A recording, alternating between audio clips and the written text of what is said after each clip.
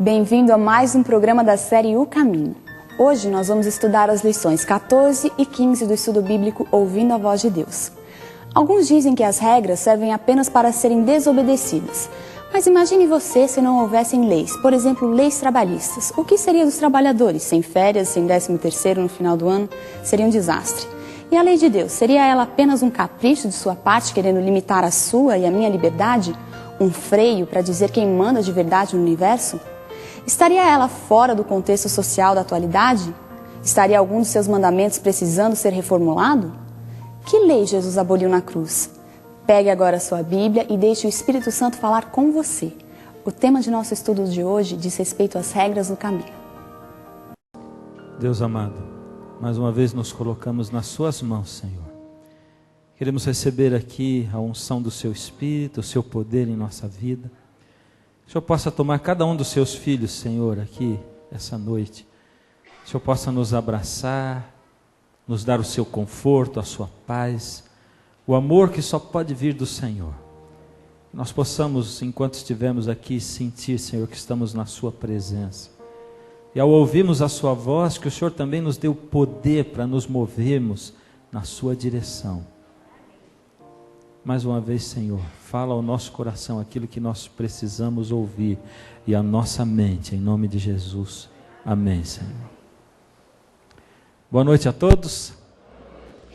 Prazer mais uma vez estar com você. Eu quero dar as boas-vindas a você também, que não está aqui em Jacareí, não é?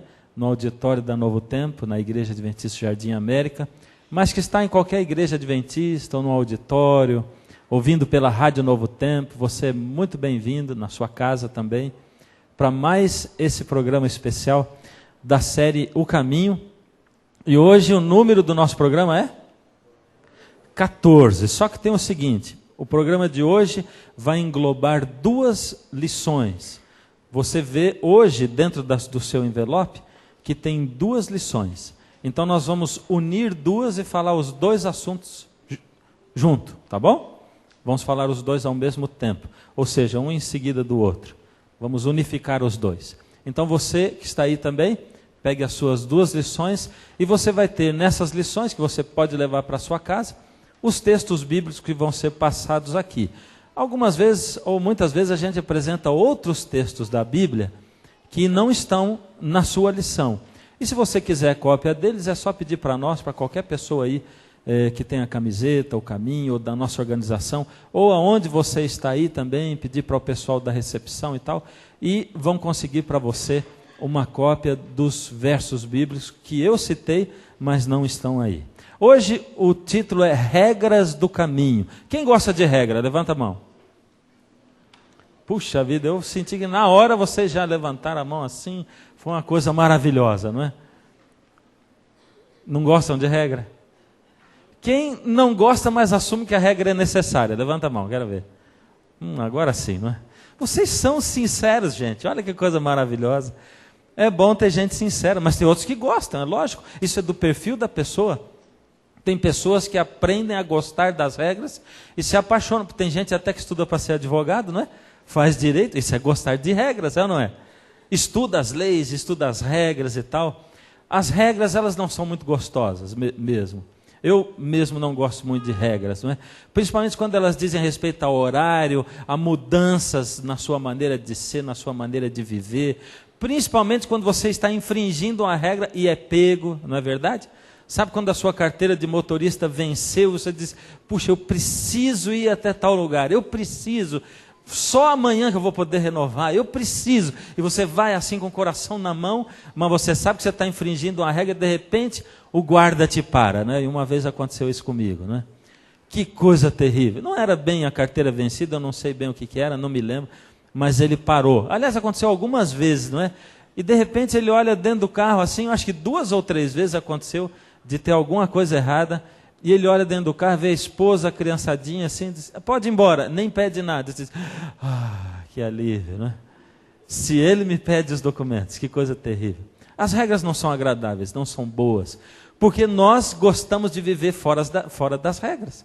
Mas, mesmo gostando de viver fora das regras, nós assumimos que elas são necessárias. E eu, desde menino, aprendi com minha mãe, minhas professoras, professores e tal, que a minha liberdade, ela termina... Você aprendeu também ou não? Quero ver. Minha liberdade termina... E isso eu me lembro pela primeira vez, pode ser até que minha mãe tenha dito antes, mas pela primeira vez eu ouvi isso, que eu me lembro de uma professora minha. Diz, olha, a sua liberdade, falando para a classe, termina aonde começa a do outro. E eu pensei, é verdade, porque se eu estiver fazendo muito barulho, eu posso fazer até um limite, enquanto eu não atrapalho o outro. Porque eu não quero que o outro também faça barulho para mim, e aí por diante. Por isso as regras são necessárias. Mas e na vida religiosa? São necessárias regras? Sabe, eu tenho estudado com vocês já aqui, durante muitos programas, não é? Muitos dias nós estamos juntos, muito tempo. E você tem ouvido, você tem participado, e eu tenho gostado de ver vocês que têm frequentado. Nós já entregamos muitos presentes para pessoas que completaram mais de 10 noites, já foram mais de 70 pessoas que completaram mais de 10 noites aqui, não é? E nós prometemos um presente para você, você já ganhou. Outros vão completando, a cada dia tem gente completando. Isso mostra que a gente está fazendo uma amizade, que você está acreditando, está confiando naquilo que está sendo passado, e que Deus está operando dentro do seu coração.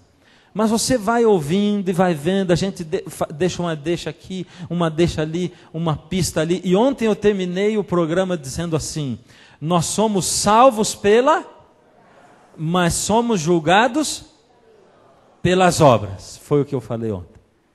E aí você ficou admirado e abriu os olhos. Eu até citei um exemplo, lembra? Falei da noiva no altar e digo, a noiva quando ela se casa, com certeza ela chora. Ela não está chorando porque ela está pensando no tanto de roupa que ela vai lavar, a louça que ela vai lavar, as fraldas terríveis que ela vai ter que trocar, não é? Não é isso que ela está pensando naquela hora. Ela está pensando no amor dela pelo noivo, e ele está pensando no amor dele por ela. E eles estão fazendo aquilo de livre, espontânea vontade, entregando a sua vida um para o outro. Eles não estão medindo. E eu disse, a gente às vezes fica medindo. Eu vou entregar a vida para Deus, aí eu vou ter que virar crente. E a gente faz uma análise assim de quem não está apaixonado. Porque quem está apaixonado entrega a vida com amor, e conforme as coisas vão acontecendo, e a gente lembra, né? Eu de vez em quando lembro com a minha esposa, lembra a primeira casa que a gente morou? Se eu lembro, puxa vida, olha, ela era a gente costumava dizer que era no Trifundos, porque ela era a terceira casa nos fundos. E eu digo assim, para a gente sair de frente tinha que entrar de costas, né? Porque não dava nem para virar lá dentro assim. Era muito pequenininha, não é? E a gente lembra os poucos móveis que a gente tinha na casa, não é? Na sala tinha um sofazinho de 2 lugares, uma mesa e 4 cadeiras, é o que tinha na sala, não é? E no resto da casa tinha mais o jogo de quarto, a cama e o guarda-roupa, só. Não tinha mais nada, não é? E a gente dizia, a gente era feliz, não é? E era feliz mesmo, e é feliz até hoje. Então a gente não mede isso, e conforme as coisas vão acontecendo, a gente vai enfrentando, e um olha para o outro, e o outro olha para um, e a gente vai se amando, e vai se completando, e a coisa vai acontecendo, e com Deus tem que ser assim. Se a gente olha para Deus e diz, mas quanta regra, a gente não vai gostar de Deus nunca. A gente tem que pensar o contrário.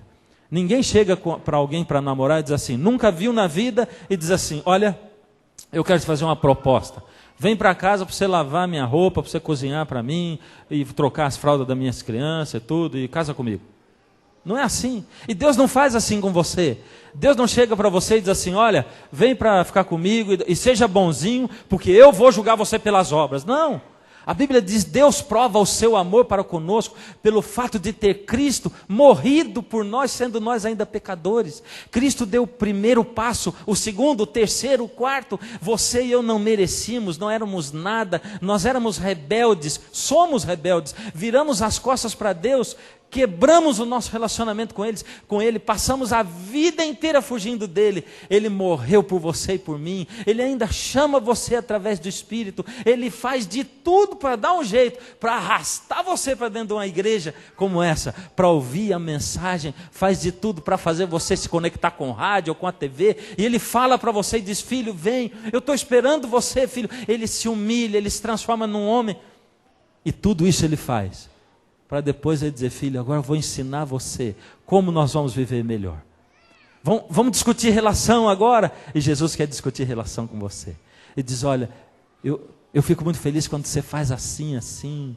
Quando você fala isso e isso. Eu fico muito feliz.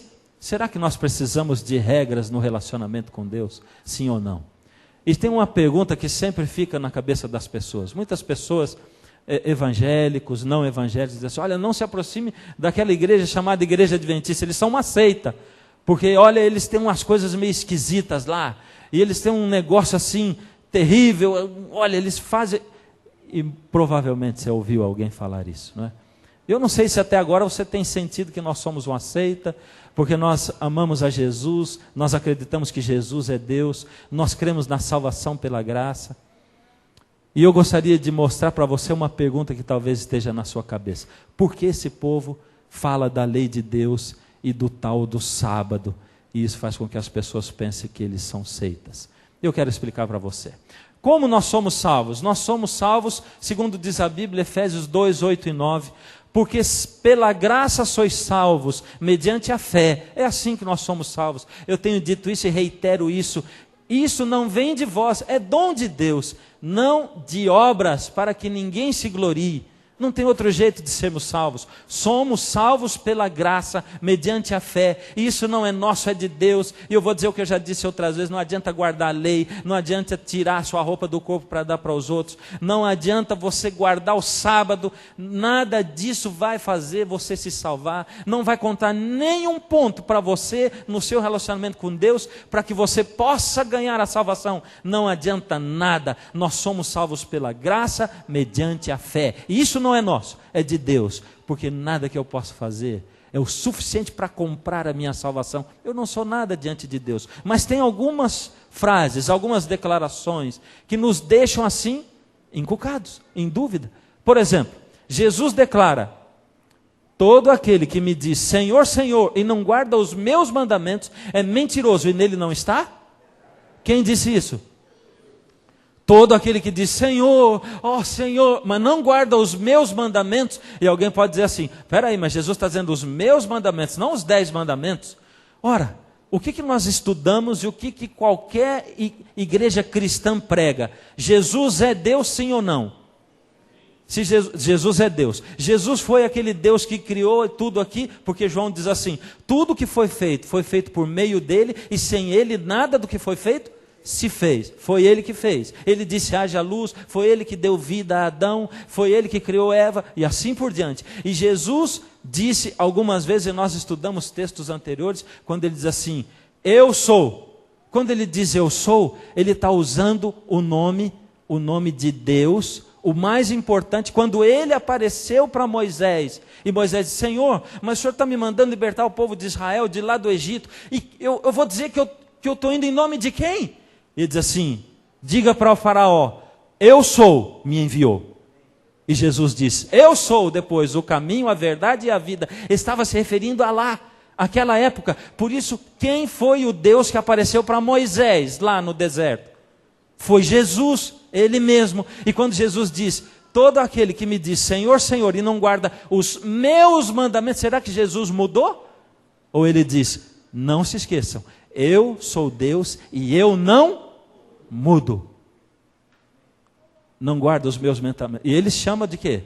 De mentiroso. Ele diz que nele não está a verdade. Mas Paulo diz outra coisa. E parece diferente. Veja o que Paulo diz em Romanos 3,20. Visto que ninguém será justificado diante dele por obras da lei. E agora? Em razão de que pela lei vem o pleno conhecimento do pecado. Jesus diz que tem que guardar os mandamentos, mas Paulo diz que diante de Jesus ninguém vai ser justificado pelas obras da lei. Agora veja o que Jesus diz de novo em João 15:10. Se vocês obedecerem aos meus mandamentos, de novo, permanecerão no meu amor, assim como tenho obedecido os mandamentos de meu... Agora, hein? Se você continua pensando que aqueles mandamentos eram de Jesus, ele está dizendo que ele também obedecia os mandamentos de quem? De Deus. E em seu amor permaneço. Será que a Bíblia se contradiz? Tem uma aparente contradição aí, não tem?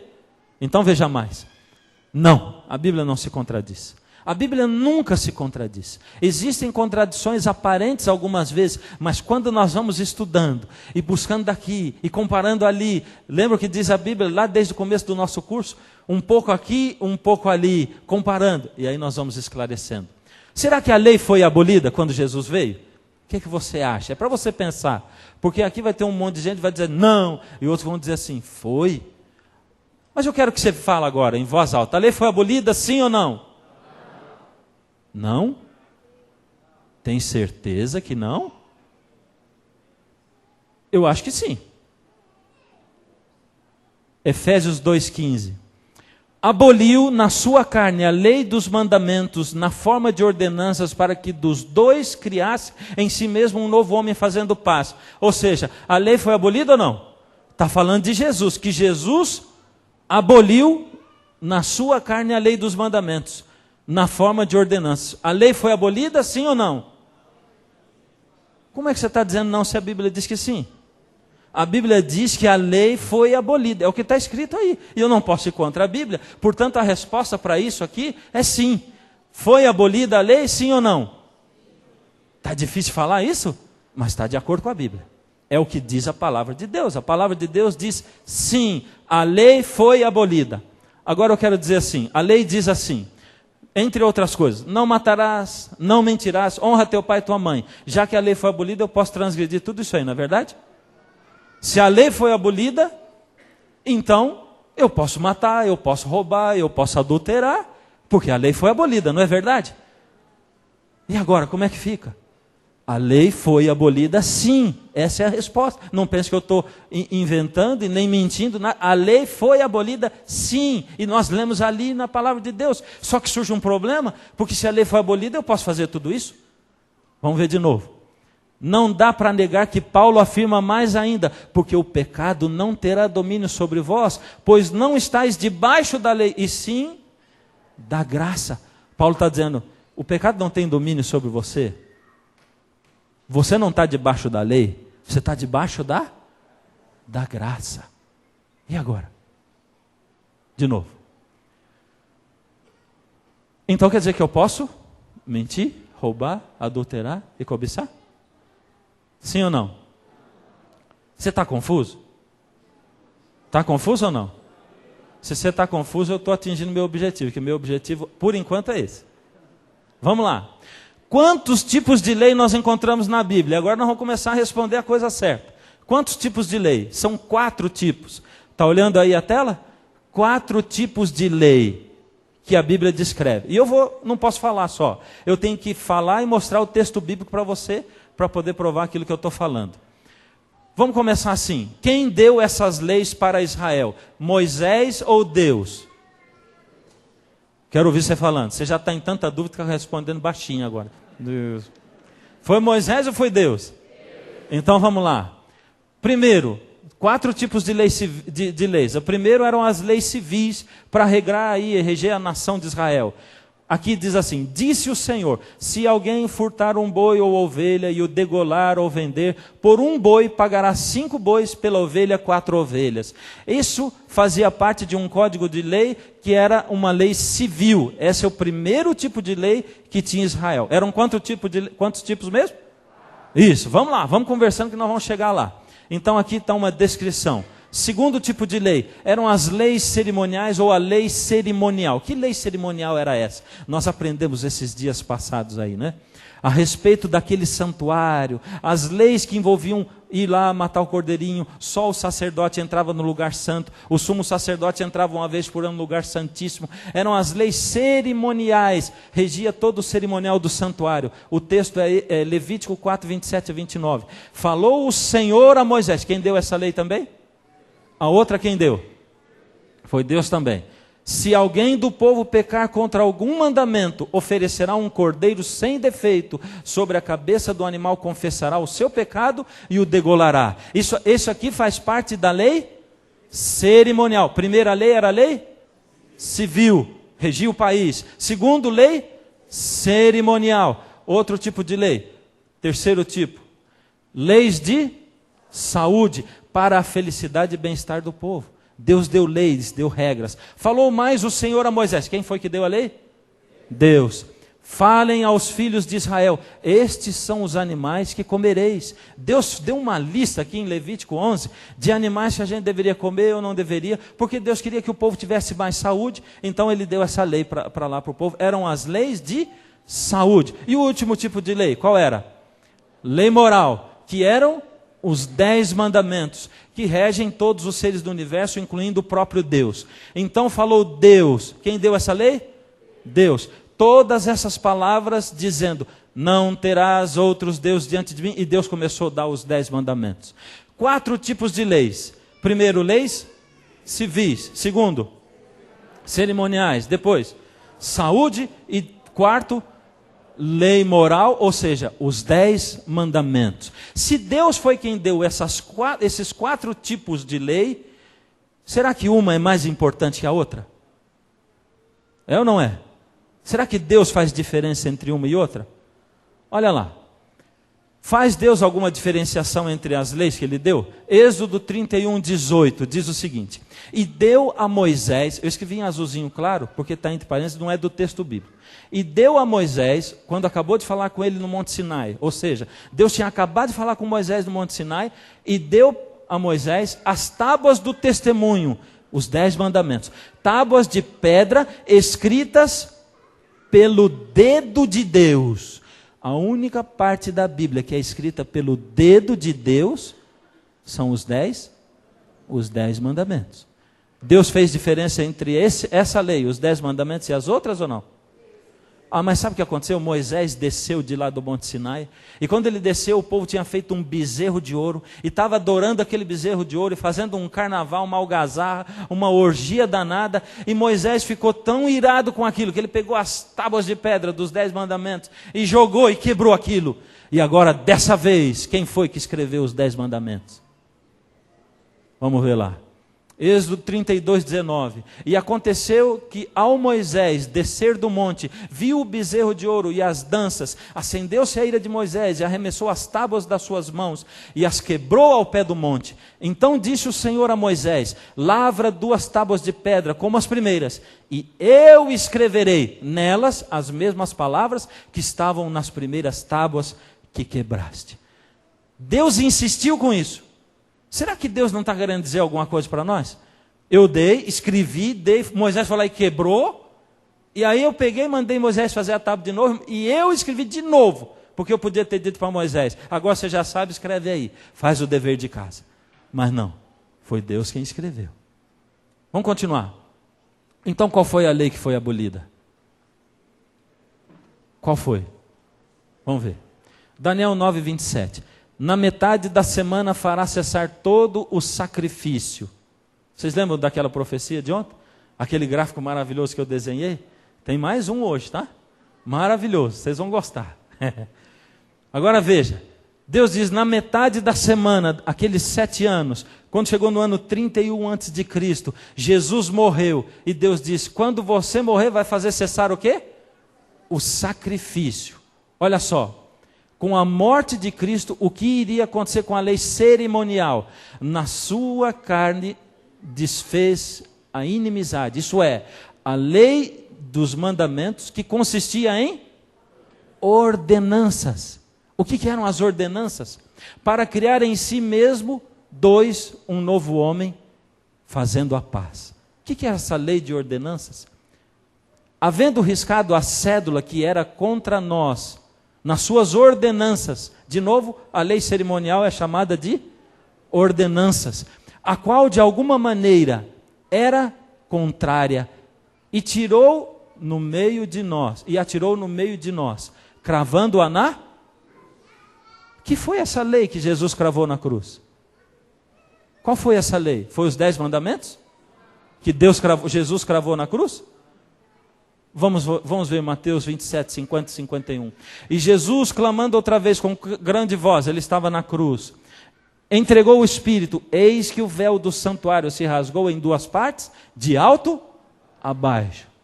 Aquilo significava que quando Jesus na cruz clamou em grande voz, e os véus do santuário rasgou de alto a baixo, era o véu que separava o lugar santo do lugar santíssimo. Deus estava dizendo, e eu falei esses outros dias, não precisa mais matar cordeiro, porque o cordeiro de verdade veio, o cordeiro de Deus que tira o pecado do mundo, Jesus veio, ele morreu.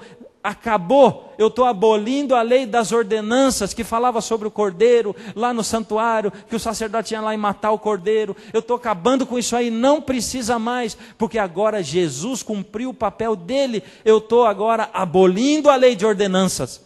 É isso. Então eu perguntei para você, a lei foi abolida? E depois mostrei um texto dizendo que ela foi abolida. O problema não é se a lei foi abolida ou não, o problema é qual lei foi abolida. Se são 4 tipos de lei, qual lei foi abolida? Foram os 10 mandamentos? Sim ou não? Você tem dúvida ainda? Mas eu estou aqui para tirar a sua dúvida. E para isso, eu não posso falar, eu tenho que apresentar mais textos da palavra de Deus. Não penseis, Mateus 5,17, Jesus falando, não penseis que vim abolir a lei ou os profetas, não vim revogar, mas vim cumprir. E aí tem gente que diz assim, usa errado, porque não conhece nem o significado da palavra cumprir em grego, não é? Diz assim, Jesus cumpriu, o que acontece? Ele cumpriu, agora ninguém precisa mais cumprir a lei. É interessante, porque toda vez que eu passo no sinal vermelho, se eu esperei o verde para poder passar, e eu cumpri a lei ali naquele dia, quando eu voltar no outro dia, ou parar no outro sinal, então quer dizer que eu já cumpri, não é verdade? Eu cumpri a lei lá atrás, não preciso mais cumprir o resto do caminho. Posso ir daqui até Curitiba, até São Paulo, até o Nordeste, sem parar em nenhum sinal vermelho, porque eu cumpri a lei, já está cumprido uma vez por todas, não é verdade? Não, Jesus está dizendo o contrário. Ele até põe 2 palavras aí, eu não vim abolir a lei, eu não vim acabar com ela. Eu vim cumprir, eu vim fazer a lei se cumprir, eu vim para fazer o que a lei diz. Eu não vim revogar, eu vim para cumprir. Jesus diz mais em João 14,15, se vocês me amam, ou seja, se me amais, guardareis os meus mandamentos. O que mais diz Jesus? João 15,10, se guardardes os meus mandamentos, permanecereis no meu amor, do mesmo modo que eu tenho guardado os mandamentos do meu Pai. Já citei esse texto, não é? Agora, então como agora nós vamos harmonizar as palavras de Paulo com as de Jesus? Primeiro, quando você tem em mente que a lei que foi abolida foi a lei de ordenanças, a lei cerimonial que falava das coisas do santuário, você já resolve um monte de coisas lá em Romanos. E você se lembra que Paulo está falando disso. Mas sobra ainda uma outra coisa. Porque Paulo diz, agora vocês não têm mais problema, porque vocês não estão debaixo da lei, mas estão debaixo da graça. E aí? A lei de ordenanças resolveu isso já? Não. Nós temos que entender um pouquinho mais. Vamos lá. Como nós vamos harmonizar isso aí? Em primeiro lugar, antes de Jesus vir a essa terra, ninguém conhecia o caráter de Deus. Está certo ou está errado? Ninguém conhecia visivelmente. As pessoas tinham uma ideia. Deus, o Senhor Jesus, antes dele vir, ele pôs aqui na terra a lei que expressava o caráter dele. Ele queria dizer para as pessoas, vocês sabem como é que é Deus? Deus é assim, Deus, ele não mata, Deus não rouba, Deus não cobiça nada de ninguém, Deus é um Deus respeitador. Em outras palavras, vamos resumir os 4 primeiros mandamentos. Deus, ele se tem em primeiro lugar, acima de todos. E vocês amem a Deus sobre todas as coisas. Os últimos 6 mandamentos falam do nosso relacionamento com o próximo. Não adulterarás, não cobiçarás. Eles falam a respeito do nosso relacionamento com o próximo. Ou seja, ame a Deus sobre todas as coisas e ame ao próximo como você. Foi isso que Jesus disse, quando ele diz, eu vou dar um resumo da lei para vocês. Amem a Deus sobre todas as coisas e ao próximo como vocês amam a vocês mesmos. Não ame mais do que você também. Sabe?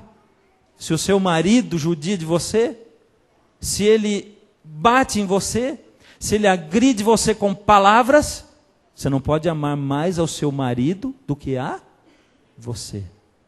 Você está entendendo? Você tem que amar como você ama a você. Ame o seu próximo como a você mesmo. Então Deus deu a sua lei, que expressava o caráter de Deus.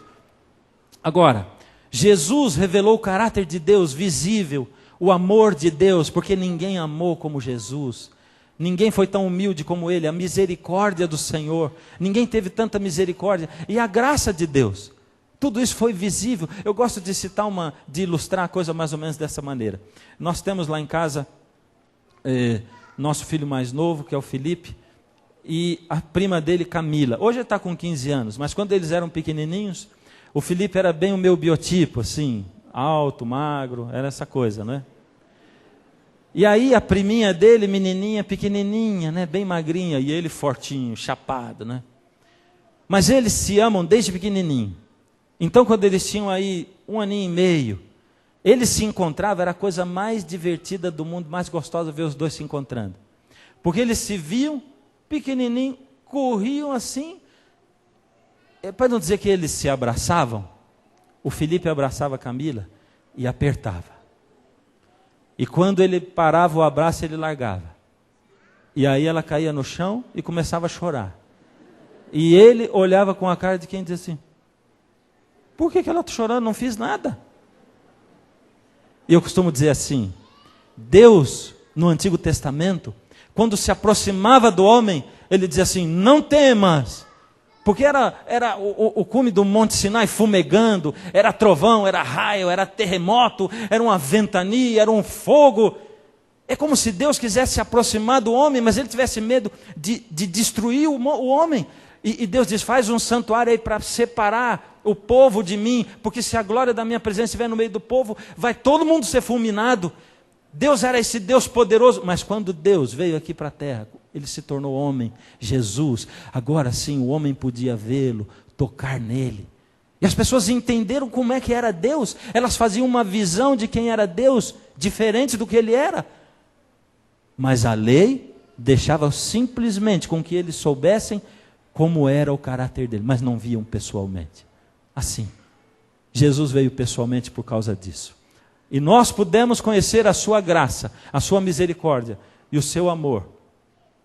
Com Jesus ficou claro que nós somos salvos e não por obras da lei. Por isso que quando Jesus chegou, as pessoas eram legalistas. Os homens tentavam ganhar a salvação pelas obras. Todos os dias aqueles homens ainda matavam o cordeirinho e não conseguiram enxergar que Jesus é o Cordeiro de Deus, que tira o pecado do mundo. Que coisa incrível! Aqueles homens se preocupavam em cumprir a lei, mas não amavam o próximo. Eles eram egoístas, avarentos, orgulhosos. Eles achavam que estavam guardando a lei, mas quebravam todos os mandamentos. Era exatamente isso.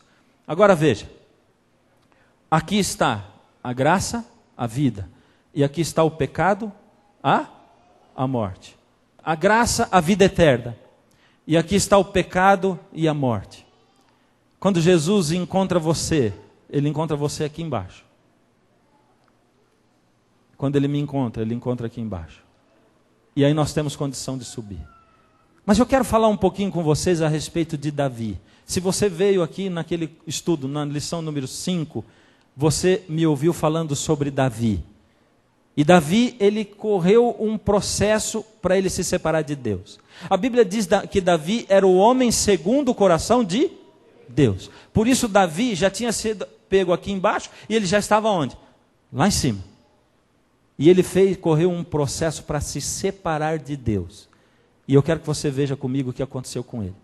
Primeiro ele se acomodou. Lembra que nós lemos o texto bíblico? Reconheceu Davi que o Senhor o confirmara rei de Israel. A gente se acomoda quando a gente não se liga em ler a Bíblia, em orar, em falar com Deus. A gente se acomoda, a gente pensa assim, eu estou bem do jeito que eu estou, para que eu preciso? Isso é carolice, ficar muito aí lendo Bíblia e ficar rezando e orando, isso é ser carola. Como é que você vai manter um relacionamento sem conversar com a outra pessoa? E a oração é a conversa. Aí depois você olha para o pastor quando está tudo ruim, ou para o padre, você diz, eu não consigo ter fé. Mas como é que você vai ter fé em alguém que você não conhece, com quem você não conversa? Isso é o dia a dia da vida religiosa ou da vida cristã. Davi se acomodou e ele veio descendo para a perdição. Depois ele ficou vulnerável, porque quando você se acomoda, você fica vulnerável. Qualquer tentação pega você, qualquer tipo de pecado. Se você está passando por problema financeiro, você vai querer roubar. Se você está com problema com a sua esposa, você vai querer adulterar. Se você tem algum outro tipo de problema, é assim. Você fica vulnerável e Davi ficou vulnerável. E quando você desce um pouquinho mais lá, a palavra de Deus diz que Davi saiu lá do seu quarto e foi andar na sua varanda. E aí ele viu Batseba tomando banho e ele desejou. E depois de desejar, sabe quando você largou de Deus, e você vem, fica vulnerável, e você deseja. Davi podia ter parado em qualquer grau desses aqui. Ele podia ter parado e voltado para Deus aqui, mas ele não parou. E ele continuou descendo. Aí ele escolheu e disse para o servo: vai lá e busca aquela mulher para mim, porque eu quero me deitar com aquela mulher. Eu quero ter relações com ela. E ele escolheu pecar. E depois que ele escolheu pecar, o que aconteceu com ele? Aqui está o pecado. Baixou do pecado para a consequência. Batseba disse para ele: fiquei grávida, eu estou grávida. E essa palavra talvez você conheça. Quem sabe muitos de vocês conhecem. Estou grávida, meu Deus, eu sou burro, eu sou burra, como é que eu fui fazer isso? Eu sabia, como é que eu fui fazer isso? E aí depois que acontece essa coisa, aí você tenta arrumar, sozinho. Aí vem aquelas arrumadas assim, né? Que quanto mais você tenta arrumar, mais você estraga, sabe como é que é, né? No caso de Davi, ele mandou trazer Urias para lá. E ele queria que Urias ficasse bêbado e fosse para se deitar com a mulher, para que ele pensasse que o filho era do Urias. Mas não deu certo. E como não deu certo, ele foi mais baixo ainda, e foi e botou Urias na frente do batalhão, do pelotão, para Urias morrer. E Urias morreu. E mais um monte de gente morreu com Urias. Mas em geral, quando acontece, estou grávida, já se pensa no tal do aborto, né? Vamos arrancar a criança daí. Não é uma criança. Aí você procura desculpas para a sua consciência, não é? Aí você fica ouvindo acusações. Sabe de quem que você ouve essas acusações? De Satanás, porque ele é o acusador. E você está andando, você vê uma criança, você pensa assim: meu Deus, matei uma criança que estava dentro de mim. Aí uma voz diz para você: você é indigno. Quem é você para se aproximar de Deus? Aí Satanás vem e pisa no teu pescoço e diz: você não devia nem ir à igreja, você não devia nem rezar nunca mais na tua vida, porque ele quer te ver longe de Deus. E aí você ouve a voz do acusador e você fica viciado no pecado. Você entra tanto na vida de pecado que você se torna um adúltero, você se torna uma meretriz, uma prostituta, você se torna um viciado em... Eu tenho dito esses vícios aí, né? Mas as pessoas não acreditam, né? Viciado em sexo, viciado em pornografia, viciado em drogas, viciado em tanta coisa. É isso. Nessa condição, você está pertinho da perdição e da morte eterna, porque lá é vida eterna e aqui é morte eterna. Perdição e morte eterna. Mas mesmo assim, quando você está lá, Jesus te dá uma opção. E aqui está tão clarinho que talvez você não enxergue, né? Aí você ouve Deus chamar. Eu vou te dizer um negócio, viu? Deus está chamando desde aqui até aqui, o tempo todo. O Espírito dele está falando com você, está chamando você, volta daí, volta, mas você vai mais fundo, e vai, e vai. Quanto mais você desce, pior é. Mas aqui, de repente no meio do abismo, quando você está lá no meio de um temporal, de uma aflição, quando você não tem mais para onde ir, aí você olha para Deus, como diz a palavra do filho pródigo, a parábola, caindo em si, voltou para o Pai. É isso. Aí você se arrepende. Por que eu fui fazer isso? Aí você confessa: Deus, eu pequei contra o Senhor, eu estou confessando o meu pecado, eu fui rude, eu fui cruel, eu fui egoísta, eu fui avarento. Deus, eu coloquei as minhas vontades na frente das suas vontades, e você confessa a Deus. E aí você passou do pecado, aí é perdão duplo. Deus perdoa você e você começa a conseguir perdoar aqueles que você não conseguia perdoar antes, porque com Deus é assim, Ele vai entrando na sua vida e vai tomando conta de você, e você vai olhando para Ele e vai crescendo espiritualmente, e depois você se converte de verdade, e aí Jesus justifica você e diz: agora você não deve mais nada para mim, agora a sua conta está zerada, agora você é meu, e o meu sangue está no lugar dos erros que você possa cometer. Está você aqui, filho, vem comigo. E você continua na mão de Deus, continua do lado dele e vai subindo. Você está subindo para a graça e você passa por um estágio de santificação. Santificação, queridos, é a luta sua, olhando para Deus. Eu quero ser melhor, eu quero buscar Deus mais. É olhar para lá. Tem gente que não consegue olhar para lá. Pecado é o que mesmo? Segundo a palavra de Deus? Quem comete pecado também transgride a lei, porque pecado é o que diz a palavra de Deus. Olha lá. Por isso a lei é que indica o que é pecado. Sabe para que a lei serve? A lei serve para o seguinte: você está aqui em cima, com Deus. Você não precisa estar preocupado com a lei. Será que eu estou transgredindo a lei? Não, porque você está aqui na graça. E Deus toma conta de você. Você está olhando para Deus, se aproximando dEle. Mas de repente você decide sair dessa linha e vir para cá. E vai voltando, e vai ficando vulnerável, e vai desejando. E você escolhe. E quando você passa para a consequência, você quebrou a lei. Você pecou. E Deus diz: filho, a lei é o termômetro para mostrar para você que você desceu demais. Volta, filho, volta. E quando você vê que quebrou a lei, é um chamado de Deus para você voltar mais, para você ir para cima, para você sair do caminho. Ao invés de descer, você sair dessa linha e voltar para essa linha para subir de novo. É para isso que serve a lei de Deus. É só para mostrar para você, quando você está descendo, quando você já foi longe demais. Volta, filho. É isso que a lei diz. A lei serve para mostrar o pecado. Guardar a lei não salva ninguém. Porque se você estiver aqui embaixo só olhando para a lei, você vai chegar só aqui. Nunca você vai chegar lá na graça e na salvação, na vida eterna. Você vai estar só lutando nesse âmbito, mas Deus quer mais de você. Ele quer que você alcance as alturas. A lei só serve para mostrar o pecado, para mostrar quando você já foi longe demais. A lei serve para fazer um apelo para você.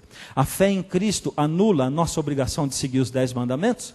Romanos 3,31, esse é Paulo que escreve. Olha o que ele diz: anulamos, pois, a lei pela fé? De maneira nenhuma, antes estabelecemos a lei. O que ele está dizendo? Ué, você tem fé, você passou, está lá junto de Jesus, você anulou a lei pela fé? Não, a lei está lá embaixo, você estabeleceu a lei, ela vai ficar lá guardadinha para se por acaso você voltar, ela vai mostrar para você que você foi longe demais. 1 João 2,6, aquele que diz que está nele também deve andar como? Como Jesus andou. 1 João 2, 5, 2 e 3. Nisto conhecemos que amamos os filhos de Deus, quando amamos a Deus e guardamos os seus mandamentos. Isso aqui é Novo Testamento, queridos.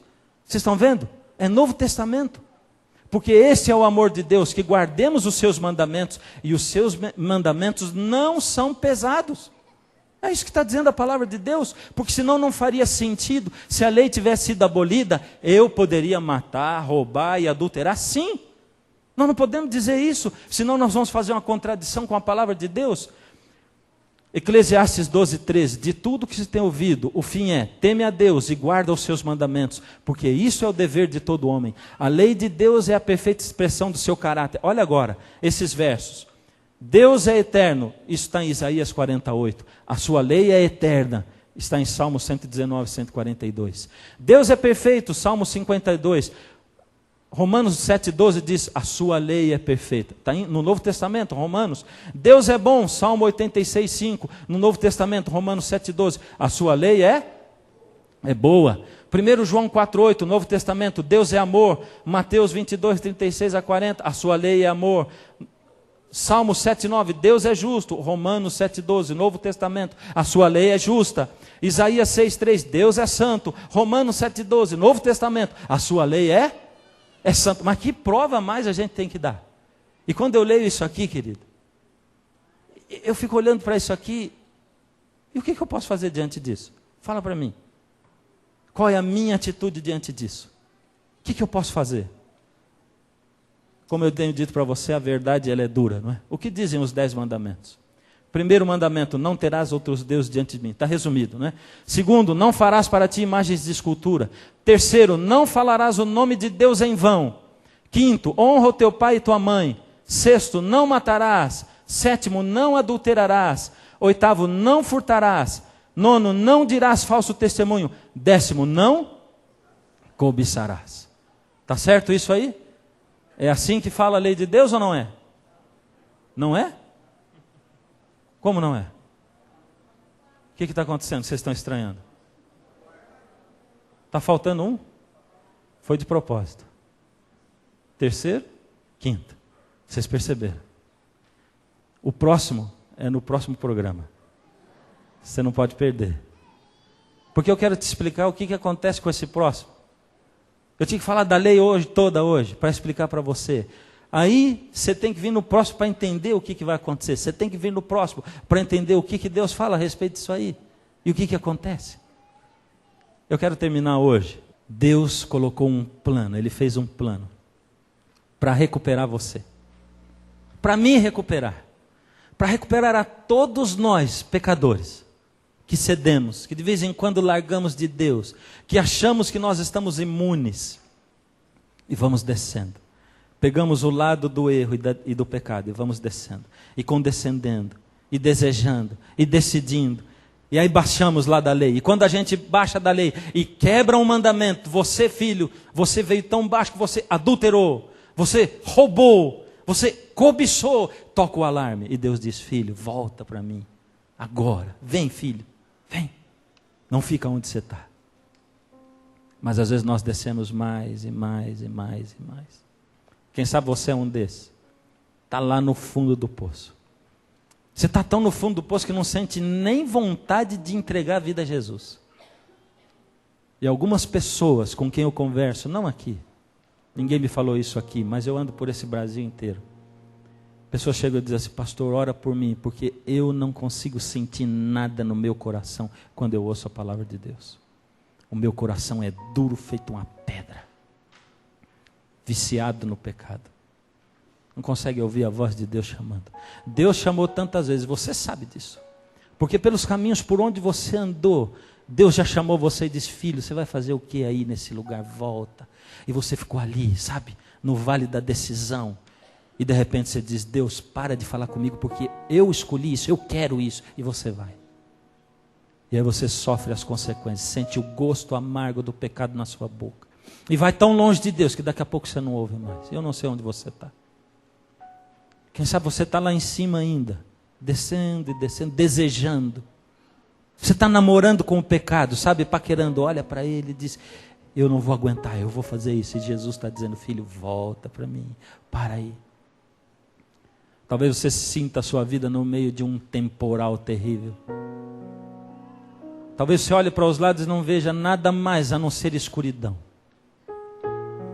Talvez você já esteja com seu rosto banhado em lágrimas. Tanto tentar buscar a Deus e não conseguir nada. Tanto tentar melhorar de vida. E de novo eu vou dizer, para de pensar em números, para de pensar em saúde. Melhorar de vida, que eu te digo, é ter mais fé. É ter um lar equilibrado, porque você é equilibrado. Ser feliz dentro de você, porque Deus colocou a felicidade dentro de você. Aí Jesus diz para você, filho, eu posso tirar você daí. Eu posso. Dá a mão para mim e eu vou arrancar você daí. Hoje você tem 2 cartões dentro do seu envelope. São 2 cartões. Eu quero que você pegue os cartões, lê o que está neles e preenche os seus cartões. Você tem aí 2 lições. No fim delas está escrito a sua decisão. Você vai fazer a sua decisão. E hoje, querido, eu vou pedir para você mais uma vez para você vir à frente. Hoje eu quero pedir para vir à frente quem não veio ainda em nenhum programa desse. Mas vou dizer de novo, se por acaso Deus estiver chamando tanto, insistindo tanto, que você não aguenta ficar no seu banco, não tem problema, vem assim mesmo. É com você que Ele está falando também. Mas o meu chamado, aqui, enquanto eu canto a música, é dando condições para Deus falar com você e dizer assim, filho, eu quero atuar na sua vida e eu quero mudar a sua vida, eu quero transformar isso que está aí. Você me deixa e você vai dizer, Deus, eu deixo, saindo daí e vindo para cá com o seu cartãozinho.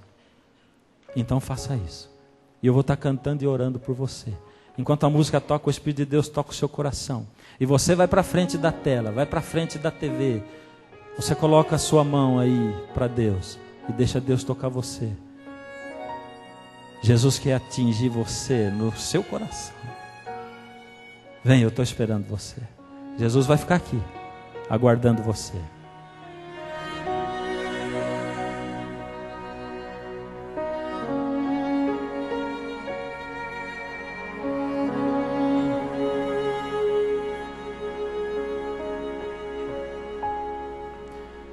Sozinho aqui estou num temporal,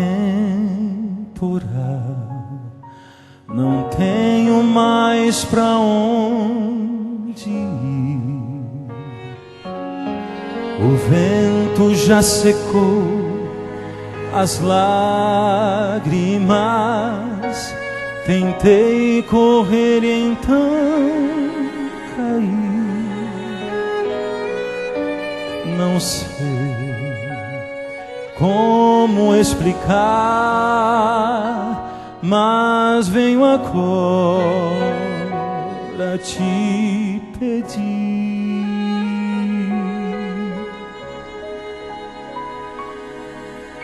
Perdão por fugir, por não te incluir nos planos que fiz pra mim. Perdão por zombar, por não te escutar, tentar ser feliz sem ti. Eu quero, Senhor, ouvir tua voz, sentir tua luz, enfim. Renasce o sol que um dia brilhou em mim.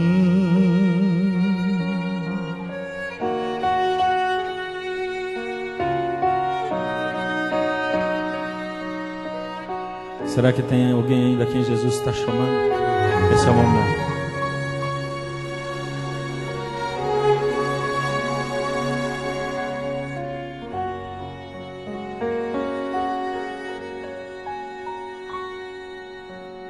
As nuvens encobriram meu viver, senti somente escuridão. A paz me abandonou, meu céu desabou no mesmo instante em que eu fugi.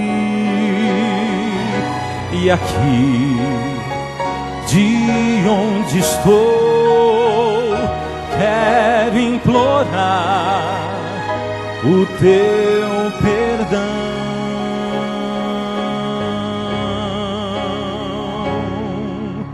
Perdão por fugir, por não te incluir nos planos que fiz pra mim.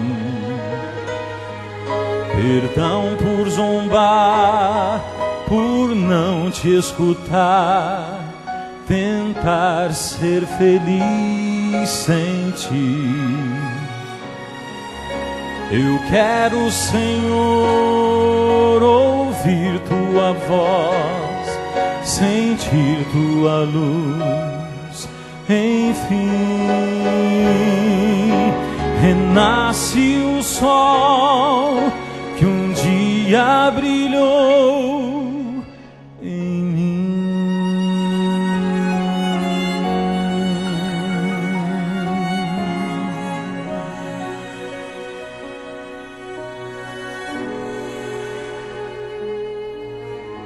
Renasce o sol que um dia brilhou em mim.